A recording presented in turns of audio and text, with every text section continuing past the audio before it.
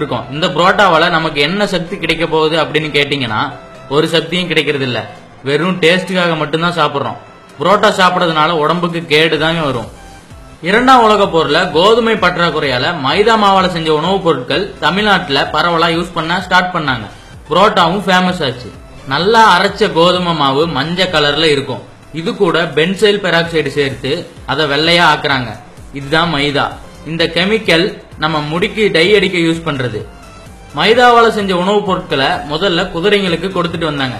கொஞ்ச நாள்ல இதை மனுஷனுக்கும் கொடுத்து சாப்பிட ஆரம்பிச்சாங்க.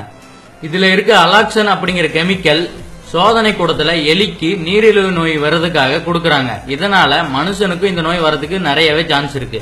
உங்களுக்கு புரோட்டா சாப்பிட்டா தான் திருப்தி கிடைக்குமா? அப்படின்னா கூடவே நிறைய வியாதிகளையும் சந்திக்க ரெடி ஆயிக்கோங்க. மைதாவுல நார் சத்து கிடையாது. நார் சத்து இல்லாத உணவு ஜீரண சக்தியை குறைக்குது. அதனால நைட்ல புரோட்டா சாப்பிடறத கண்டிப்பா விட்டுறணும். ஏன்னா இது செரிக்க 3 நாள் ஆகுமா.